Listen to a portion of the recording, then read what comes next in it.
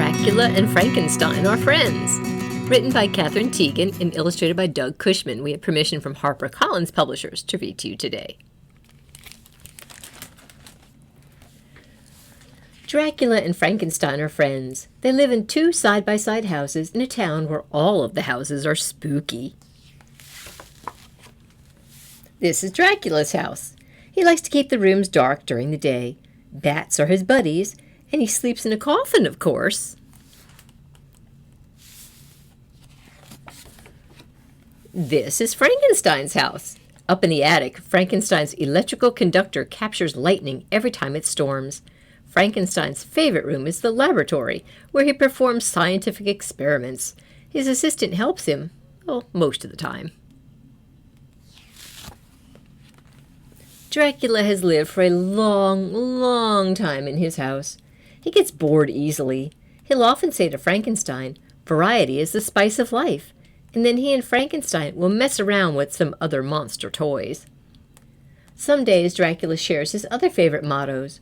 All work and no play makes Dracula a dull boy, and nice guys finish last. Then watch out. Oh dear, they put worms in people's spaghetti bowl. Ugh. Frankenstein admires Dracula for his tricky ways and clever ideas. Once in a while, he has a good idea himself, but he's a shy kind of a guy. He might not share it.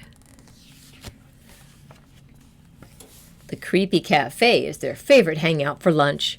Dracula and Frankenstein were both having tuna fish on rye when Frankenstein said, "I might have a party this Halloween." "Great idea," said Dracula. "What's the theme? What about entertainment? Music? Decorations?" "Well, I was thinking of just a regular Halloween party," said Frankenstein. "You know, bobbing for apples, jack-o'-lanterns, candy, costumes." Dracula closed his eyes. "Oh, yes, that could be good. That could be good." Dracula opened one eye. "I might have a party myself," he said. Frankenstein was silent. "I'd been thinking about having one actually," said Dracula, "and most of our friends are different anyway." "Not," said Frankenstein.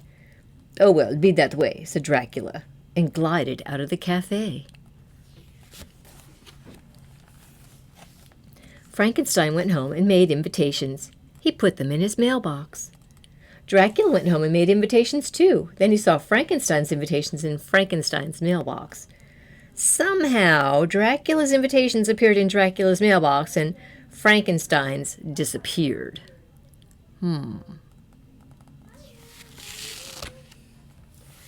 A week later, it was Halloween.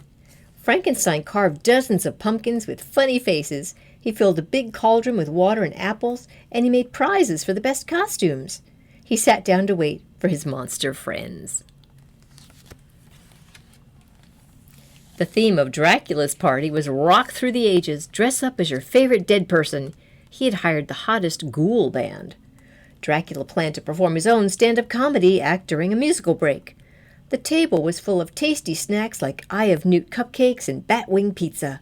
The punch bowl was filled with fizzy red punch.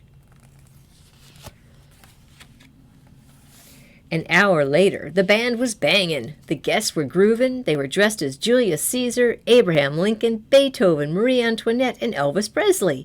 The party was popping when Dracula happened to peer through the window. Frankenstein's house flickered with the light from the jack-o'-lanterns. Frankenstein was still sitting in the living room. "Ah, that's the way the cookie crumbles," mumbled Dracula to himself.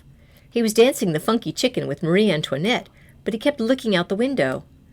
The party had lost its fizz. "I suppose charity begins at home," said Dracula. "Cut!" he shouted into the mic. "Now, everyone, the best is yet to be. Follow me." The band packed up and everyone tiptoed out the back door. Dracula led the way. "Happy Halloween!" Oh, they went to Frankenstein's house. The party was popping again when Frankenstein slapped Dracula on the back and said, "Great party, huh?" "But of course," said Dracula. What are friends for? Oh. Dracula and Frankenstein.